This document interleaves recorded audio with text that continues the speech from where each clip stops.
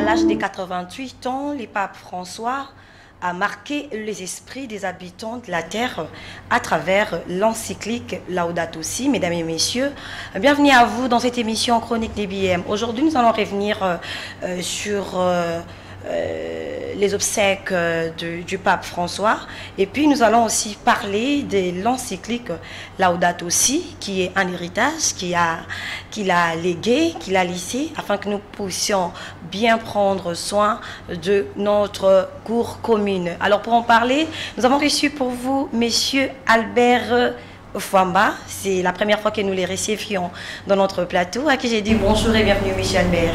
Bonjour Madame Bénédicte, merci pour l'invitation. Voilà, alors Monsieur Albert, c'est pour une première fois que vous intervenez dans notre plateau. Alors nous voudrions un peu savoir qui êtes-vous Monsieur Albert? Je suis Albert Fwamba, je suis expert au ministère de l'Environnement et Développement durable, expert précisément en changement climatique, dans le cadre de l'évaluation des vulnérabilités et mesures d'adaptation au changement climatique. Et aussi, je suis expert négociateur climat de la République démocratique du Congo. Waouh!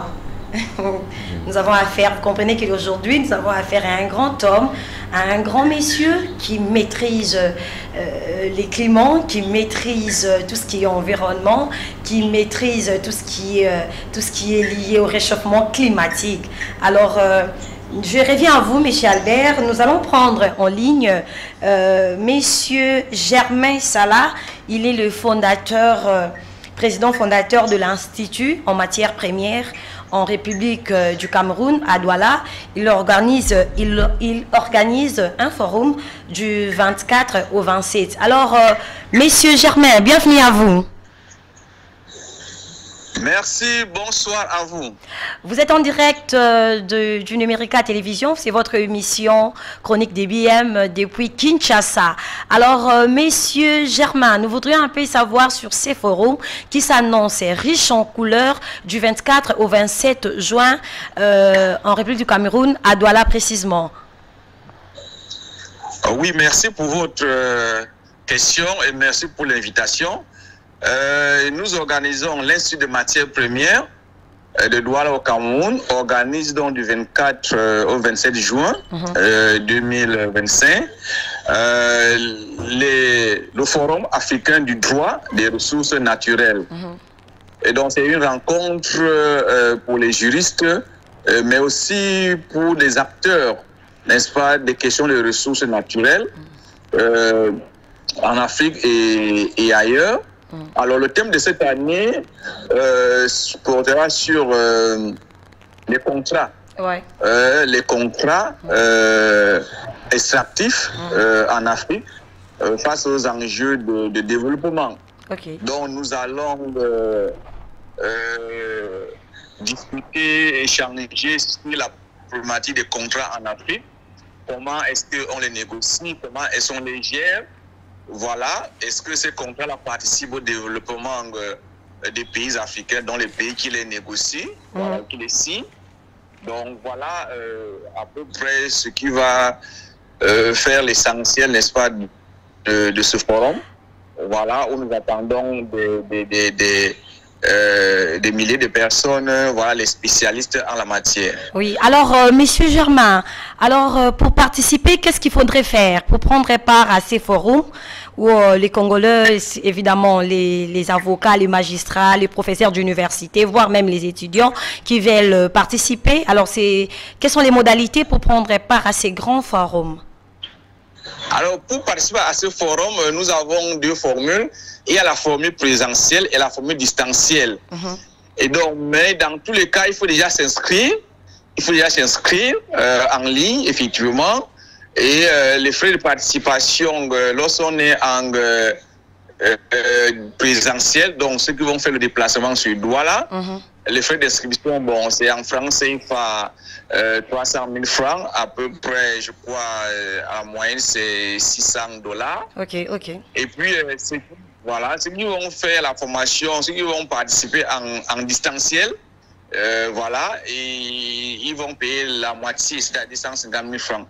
Mais tout le monde doit s'inscrire au préalable. Donc, il faut s'inscrire au préalable. Voilà. Et Et pour nous contacter, on peut nous contacter via effectivement notre partenaire, plutôt qui est Focus Hydrocarbures. En RDSA, effectivement, voilà, et directement pour les participants de la RDC.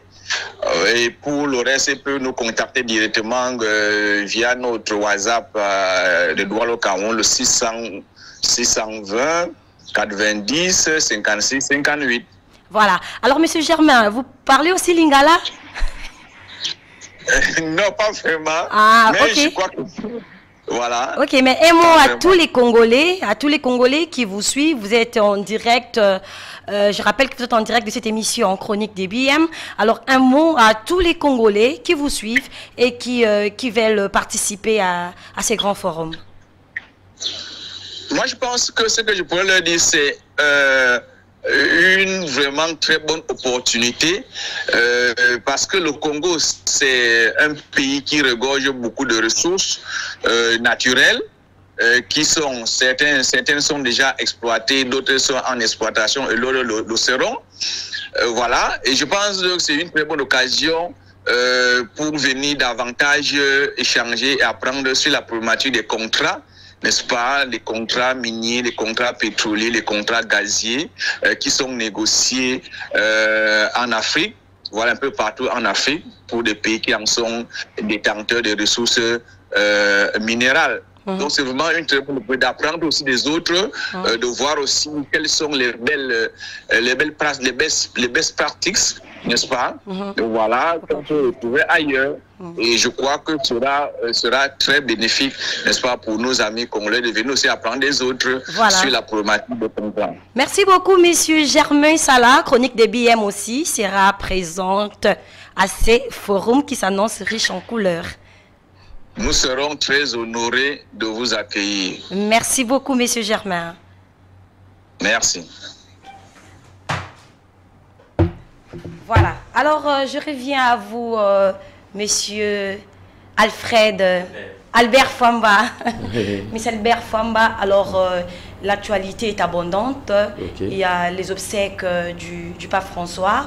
Aujourd'hui, samedi, il y a eu déjà ici à Kinshasa une messe au niveau du cathédrale.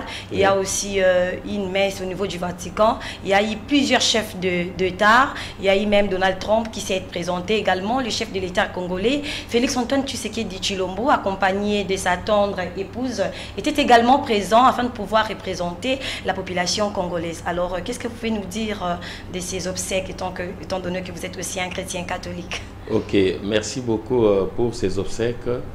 Nous tous, nous avons gardé vraiment une pensée pieuse. Nous savons que non, un grand esprit est parti.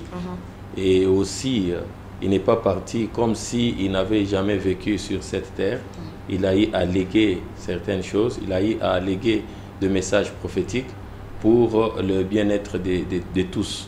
Alors, à cet événement, non seulement on va pleurer notre pape, mais aussi nous allons réfléchir sur sa vie, nous allons méditer sur sa vie, sur certains mots qu'il a eu à prononcer pour le bien de tous. Là, c'est notre matière à réflexion, notamment sur nos familles, notamment sur l'environnement, notamment sur le pays, sur la paix. Aussi, il en a aussi martelé chaque fois dans ses discours, dans ses sorties. Il parlait de stabilité, de la paix. Il parlait aussi de toutes les exactions que connaît le monde partout dans tout le saint continent. Et il était aussi la voix de sans-voix pour ceux qui ne savaient pas s'exprimer, ceux qu'on n'entendait pas, mais lui aussi portait leur voix pour que ça soit entendu. Voilà un peu l'image que nous pouvons avoir de ce pape qui vient de rentrer dans la gloire. Et nous disons merci pour avoir de telles personnes sur le chemin de la vie. Voilà. Alors, comment se passe l'organisation de la succession du pape? Il est parti, certainement. Il y aura quelqu'un qui va justement le remplacer. Comment ça se passe? Bon, ce sont des institutions. Hein. Les hommes passent, ça reste, Dieu reste le même parce que Dieu était, il est et il sera. Et les serviteurs, ils servent aussi pendant leur partition que Dieu leur a donné de servir. Et après, ils vont partir. Il y a toujours une organisation très méticuleuse pour pouvoir choisir qui va le succéder Et là, tout se passera dans la chambre Sixtine. Alors, c'est au-delà de tous les pronostics, au-delà de tous les débats, au-delà de ce que les gens peuvent penser. Et c'est les évêques entre eux. Voilà. Et ils vont choisir qui succédera au pape François, qui est maintenant dans la gloire. Donc, nous allons accepter le verdict qui sera tombé. Voilà. Alors, nous allons donc suivre cet élément et puis on revient tout juste après pour pouvoir continuer cette discussion. D'accord, merci. L'intérim du pape est assuré par le cardinal carmélingue islandais Kelvin Farrell. La Constitution prévoit ensuite des obsèques pendant 9 jours et un délai de 15 à 20 jours pour organiser les conclaves au cours duquel sera élu les successeurs du pape François. Dans les prochaines semaines, les 135 cardinaux électeurs devront donc se réunir en conclave pour désigner son successeur. Il faut savoir que l'élection d'un nouveau pape est très codifiée. Tout se déroule dans la chapelle Sixtine, située au cœur du Vatican. Après la messe d'introduction, les portes sont fermées et les conclaves peuvent commencer. Le cardinal prête un serment de secret absolu sur les libérations sous peine d'être excommuniés. Seuls les cardinaux de moins de 80 ans peuvent participer au vote. Ils ne peuvent pas voter par eux-mêmes. Tout se déroule à bulletin secret. Chaque cardinal écrit les noms de son candidat sur une feuille pour le placer dans l'urne. Si aucun nom ne rassemble 2/3 des suffrages, un nouveau tour est organisé. À la fin de chaque tour, les bulletins sont brûlés dans les poêles dont la fumée s'échappe vers le monde extérieur. On y ajoute des colorants pour passer des messages. Si la fumée qui sort est noire, cela signifie pas de majorité. Si elle est blanche, Habemus Papa, ce qui veut dire en latin nous avons un pape. Le cardinal élu revêt ses habits blancs, choisit son nom de souverain pontife. Il apparaît alors au balcon de la basilique Saint-Pierre pour sa première bénédiction en tant que pape. Voilà, nous allons parler à présent de son héritage. Il est parti, mais il a laissé un héritage. C'est dans les secteurs de l'environnement. L'encyclique Laudato Si. Alors, monsieur Albert Fwamba, c'est quoi Laudato Si? Laudato Si, c'est un mouvement qui défend l'encyclique du pape François. Notamment, c'est le volet environnemental. C'est juste un message spirituel, un message prophétique pour le devenir du monde. Parce que c'est un homme inspiré, il a compris que la planète, c'est notre maison commune. Et dans cette maison commune, tout doit être équilibré pour le bien de tous, que ce soit des humains et que ce soit aussi de la nature.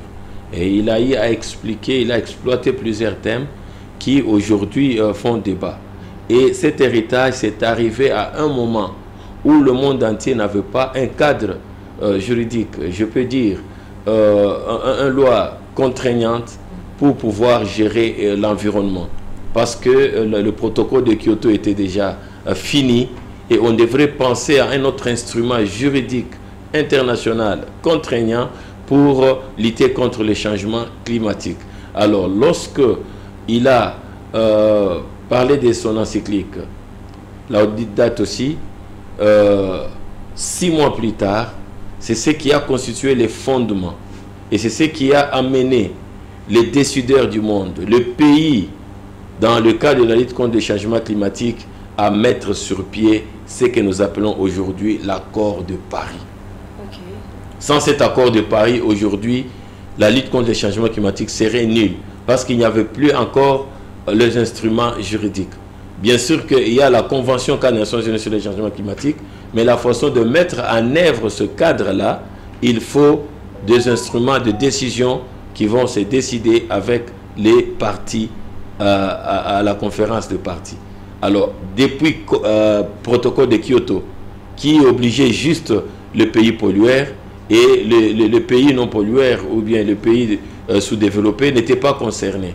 Mais alors, nous avons aujourd'hui un instrument globalisant et le fondement, c'est en quelque sorte l'influence de pape François avec l'encyclique qu'il avait produit il y a de cela maintenant 10 ans, on venait même de célébrer le 10e anniversaire. Alors, cette interpellation du pape sur la sauvegarde de notre maison commune, était-elle un discours prophétique ou un simple slogan?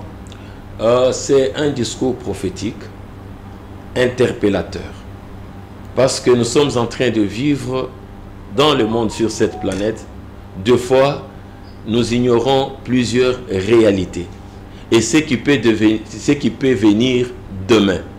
Aujourd'hui, je vis ici, vous avez posté la conférence sur les droits des ressources naturelles. Voilà. Alors, comment nous pouvons utiliser des ressources naturelles? Là, je vais vous amener aux objectifs de développement durable, notamment l'objectif de développement durable 12, qui nous parle de consommation et production responsable. Lorsque nous consommons, que ce soit les ressources naturelles, lorsque nous le produisons, ça doit être d'une manière durable. Savoir que, au même titre que ces ressources nous aident aujourd'hui, nos enfants aussi auront besoin de ces ressources pour leurs besoins en son temps. Alors, si nous les épuisons aujourd'hui et demain, nos enfants, ils vont hériter de quoi? Et le lendemain, comment ils vont aussi faire face aux difficultés? C'est pourquoi lorsque nous produisons, nous allons penser à la génération future. Lorsque nous consommons, nous allons penser à la génération future. Savoir que ça peut s'épuiser et que faire pour que ça ne s'épuise pas. Voilà un peu dans ce message, nous devons non seulement tenir compte de nous-mêmes comme des égoïstes, dire que non, comme nous vivons aujourd'hui, nous allons tout épuiser et nos enfants n'auront rien.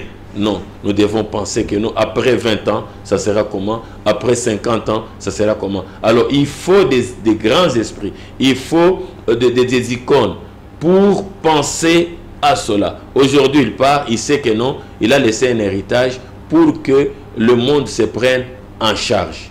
Notre maison commune, nous tous, nous devons d'un commun accord, en partenariat, pour faire évoluer la cause, surtout des changements climatiques, qui est en train de décimer le monde, qui est en train de faire disparaître certains États qui n'existeront pas parce qu'il y a ces phénomènes de changement climatique. Alors voilà un avisé qui a parlé, un prophète qui a lancé son message, qui va écouter.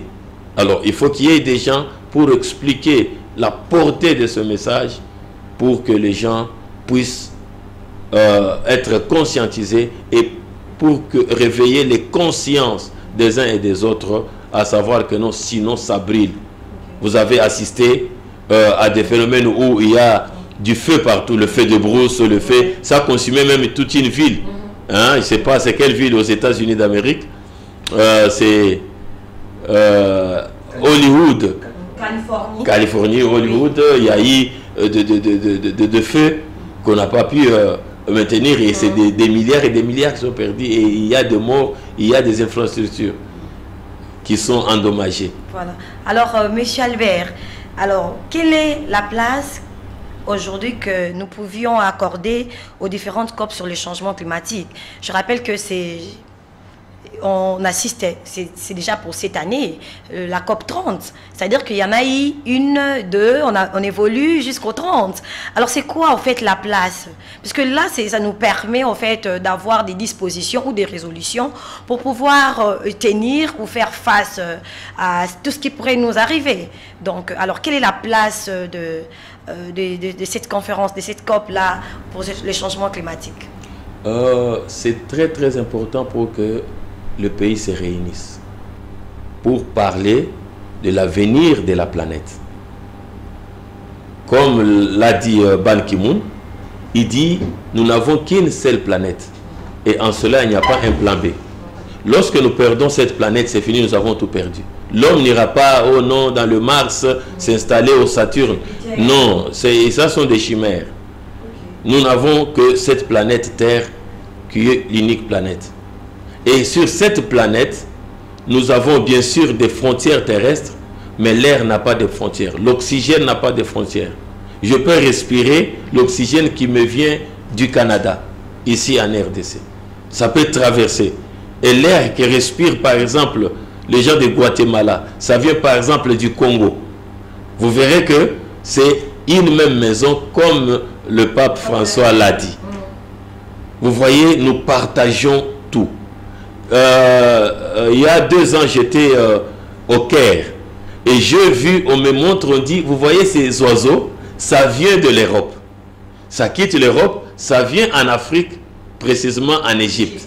Et après, ça rentre là-bas et ça fait du bien. Et vous allez maintenant leur demander le visa. Non. Voilà, la nature nous dépasse. Ils savent que non, je peux circuler où je veux, quand je veux. Nous avons des frontières aujourd'hui. La RDC a ses frontières. Mais vous n'allez pas empêcher les animaux de quitter la RDC, d'aller en Ouganda, de quitter la RDC, d'aller en Zambie. Donc, pas ces partages de frontières et ils n'ont pas ces notions-là. Tout ça, ça prouve à suffisance que nous avons une seule maison. Alors, dans les COP, il y a des décisions. Parce qu'il y a un organe scientifique qui étudie les climats, qui sait que non, nous courons un danger. Lorsqu'il y a un décret qui s'ajoute au décret que nous avons maintenant, nous aurons beaucoup de problèmes. Il y aura des montées des eaux, il y aura des sécheresses, il y aura mort d'hommes, il y aura des canicules, il y aura des inondations. Alors nous devons prendre des mesures. Et des mesures qu'on avait prises, c'est pendant les COP. C'est soit il faut atténuer les émissions de gaz à effet de serre, ou bien il faut s'adapter à de nouvelles situations qui se présentent déjà, tout en luttant contre les effets néfastes du changement climatique. Alors, les gens réfléchissent. C'est pourquoi je vous ai parlé des protocoles de Kyoto. C'est parce que les gens ont réfléchi. Et aujourd'hui, avec aussi l'apport des papes dans son encyclique, oui. Voilà, nous avons aujourd'hui l'accord de Paris qui engage maintenant chaque pays. Chaque pays doit dire clairement que non, pour lutter contre les changements climatiques, je dois réduire les émissions autant de tonnes et dans autant d'années. Comme nous, la RDC, nous avons produit notre CEDEN, contribution déterminée à l'échelle nationale. Chaque pays qui a signé, qui a ratifié l'accord de Paris a sa CEDEN. Que ce soit Congo-Brazzaville, Cameroun, Côte d'Ivoire, partout. Lorsque tu dis que nous sommes dans l'accord de Paris, c'est-à-dire il a sa CEDEN. Dans notre CEDEN, nous avons dit dans 10 ans, nous allons réduire 650 mégatonnes de CO2. Vous voyez? Nous avons monté des programmes, des projets par rapport à l'adaptation, par rapport aussi à l'atténuation. Comme Pape l'a dit, nous ne pouvons pas lutter contre les changements climatiques sans pour autant penser aux objectifs de développement durable. On lutte contre le changement climatique, nous savons que les gens ont le problème de la famine. Ils ont le problème de la pauvreté. Ils ont le problème de l'éducation. Ils ont le problème des soins de santé et bien-être. Ils ont le problème de genre, autonomisation de la femme et de la jeune fille. Ils ont le problème de l'assainissement et de l'eau potable. Ils ont le problème de l'énergie. Tout ça, il faut tenir compte. Il ne faut pas dire, nous luttons contre les changements climatiques, vous n'allez pas couper les forêts, alors ils vont mourir de faim. C'est ça. C'est comme ça, lorsqu'on fait ces projets comme ça, nous allons tenir compte des objectifs de développement durable. Voilà un peu ce que je peux vous dire dans l'héritage que le pape nous a légué et dans ce que nous sommes en train de faire à chaque COP. À chaque COP, nous réfléchissons, on dit comment on peut protéger les forêts, comment nous pouvons migrer dans d'autres énergies. Parce que ce qui fait aujourd'hui le drame, ce sont des énergies fossiles. Vous voyez, avec la guerre en Ukraine et la Russie, l'Allemagne a retourné au charbon. Ce sont des énergies fossiles très dangereuses. Mais parce qu'ils ont besoin de vivre. Sans ce charbon-là, ils vont perdre leurs citoyens. Sans ce charbon-là, ils ne vont pas bien vivre parce qu'il fait froid. Ils ont besoin de la chaleur, ils ont besoin de la nourriture, de cette énergie-là pour vivre. Sans cela, est-ce que toi tu crois, tu vas priver tes enfants pour qu'ils soient en bonne santé ou bien qu'ils vivent longtemps parce que tu veux lutter contre le changement climatique? Vous voyez, ces gens-là, ils recourent à ce genre de choses. Mais est-ce que les résolutions prises pendant cette conférence, pendant les COP et tout, parce que c'est déjà, ça on célèbre, ça sera au mois de novembre, je pense, ce sera au Brésil, donc la 30e conférence. Alors on ira tellement, est-ce que les résolutions qui sont prises là sont respectées? Les résolutions sont respectées. D'abord, nous avons lutté autant d'années pour que ça soit dit que non, il faut un jour qu'on mette fin aux énergies fossiles. Ça a été le retombé de la COP 28. Et nous nous sommes dit, il faut aussi mettre en place un fonds de pertes et préjudices.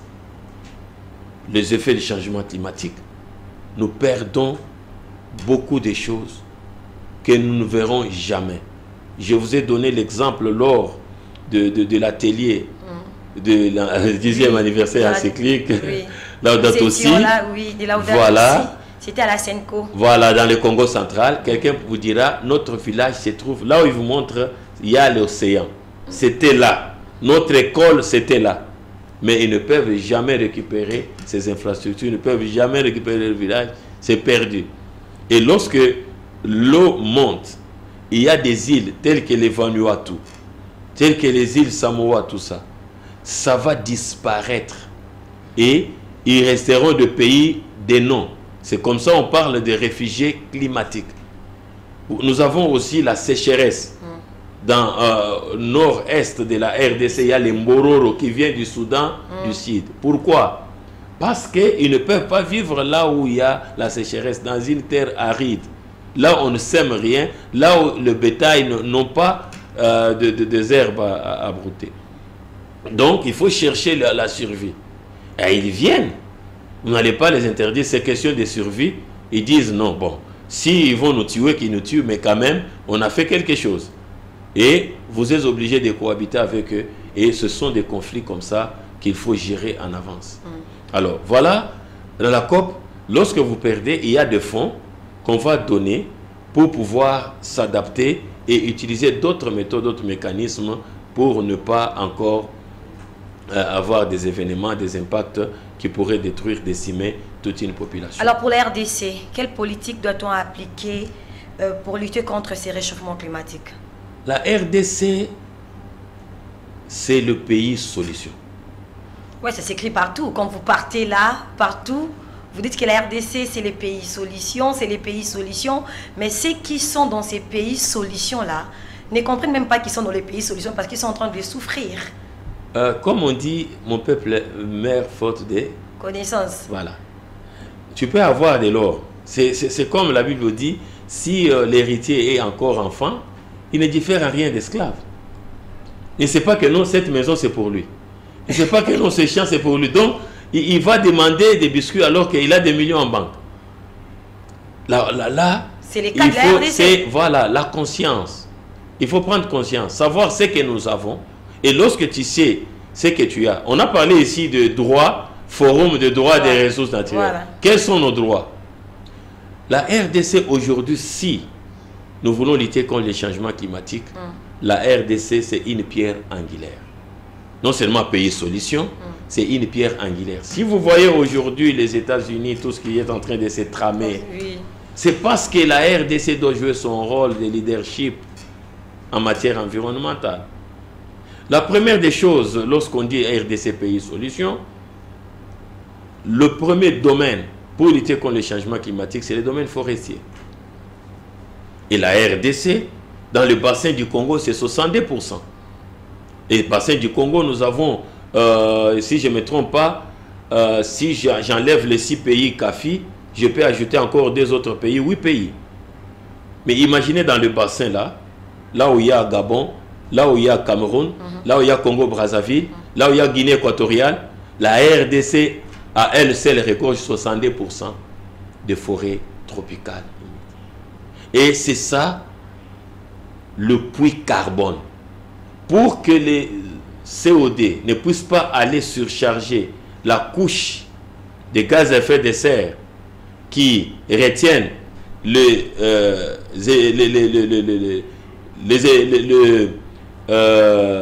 JV, infrarouge plutôt, hein, alors il faut que le forêt puisse capter ces eaux et ces CO2-là. Parce que hein, on réfléchit. Des rayons infrarouges, c'est ce qui fait que la Terre se réchauffe. Et lorsque le gaz à effet de serre est en train de concentrer cette couche-là, ça va retenir de plus en plus les rayons infrarouges et la température s'affole.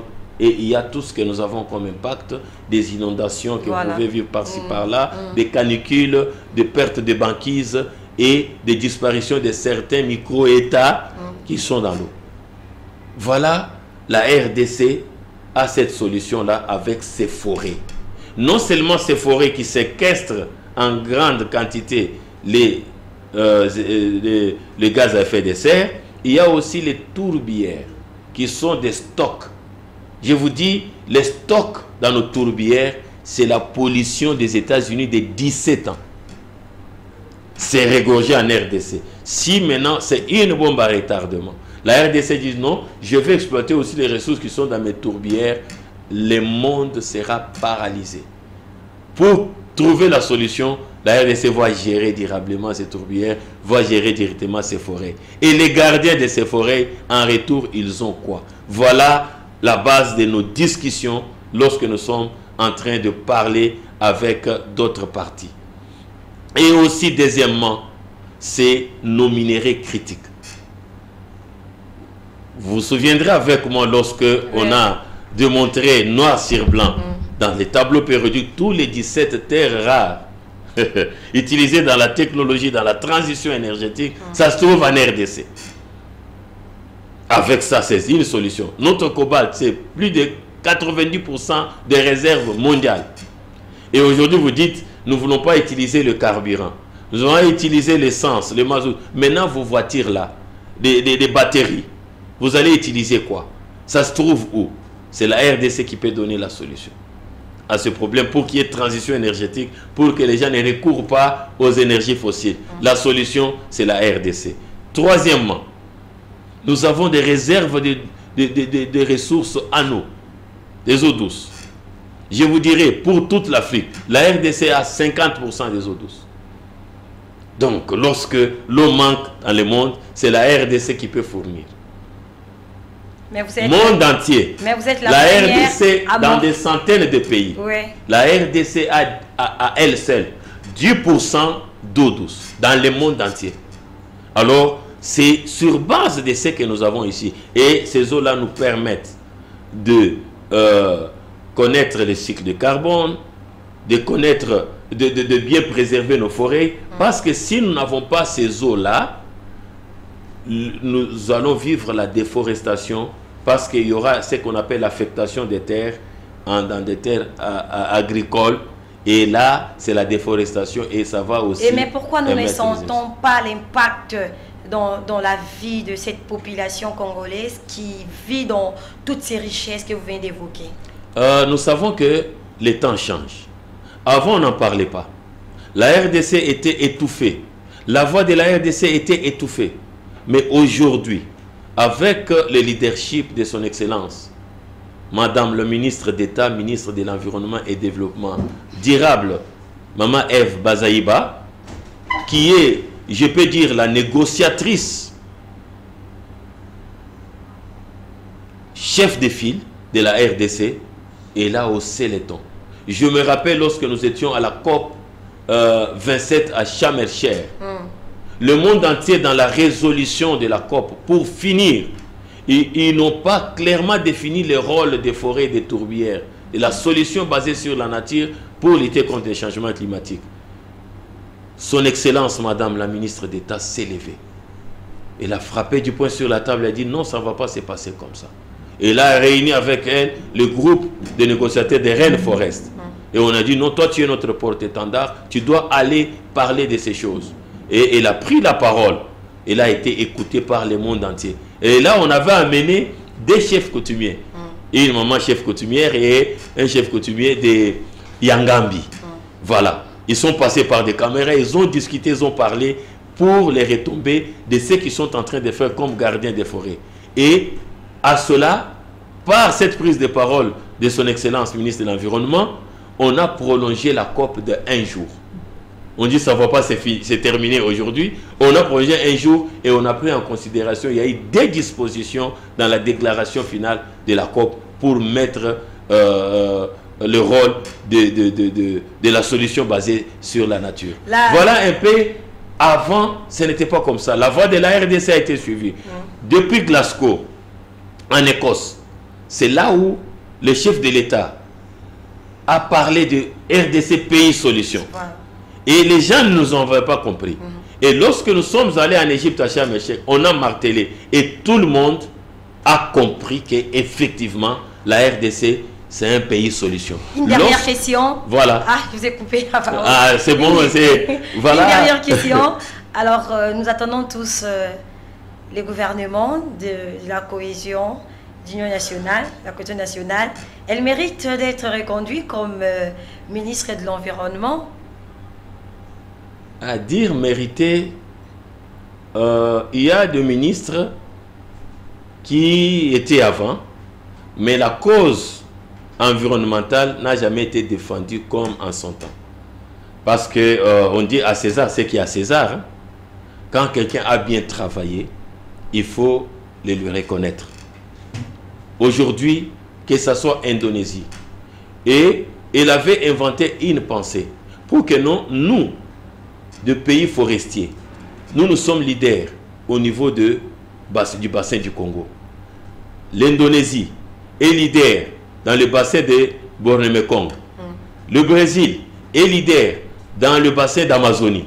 Est-ce que nous ne pouvons pas faire le bloc comme le pays de pétrole le font pour défendre la cause du climat? Elle avait été entendue et les travaux sont en train d'être faits. Et vous voyez des initiatives comme ça. Des initiatives comme ça.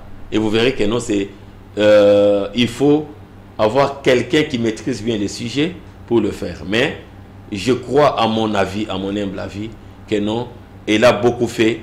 Ça, on peut le reconnaître. Et je crois que le peuple congolais lui sera vraiment très reconnaissant parce qu'elle est en train de faire un travail. Un travail aujourd'hui, nous serons à Belém. Je crois que vous serez là pour couvrir l'événement. Pour couvrir l'événement. Et vous verrez, lorsque on va organiser les side events pour, par exemple, le paiement pour services environnementaux. Qui a... Parce que cette façon de faire était déjà arrêtée, ça fait des dizaines d'années. Ça n'a jamais été mis en œuvre. Et voilà, aujourd'hui, il y a des communautés qui peuvent bénéficier de ce paiement-là. Voilà. Et qui est à la base de tout ça? C'est le dynamisme de la politique du chef de l'État implémenté par son Excellence F. Bazaïba, qui vraiment a défendu la cause de la RDC en matière climatique. C'est vraiment une ambassadrice. Voilà. Ah, une ambassadrice. Là, ouais. C'est l'homme, monsieur Albert Fouamba. Monsieur Albert Fouamba, nous étions très honorés de vous recevoir dans notre plateau. Alors, je pense que c'était pour une première, mais ce n'est pas pour une dernière fois quand même. Vous êtes toujours les bienvenus quand il s'agit d'aborder les questions liées au changement climatique, les questions liées à l'environnement. Vous êtes toujours les bienvenus dans ces plateaux chroniques DBM. Merci beaucoup. Je remercie Numérica TV, je me remercie BM, voilà, Chronique BM, voilà. Bénédicte Moni pour la gentillesse et aussi pour l'intérêt que vous avez sur ces sujets et par rapport aussi à cette reconnaissance du pape François qui a émis ce que je peux appeler une idée, un message prophétique qui parle de l'environnement de notre maison commune. Et là, je ne peux que vous remercier. Ce n'est pas la dernière fois.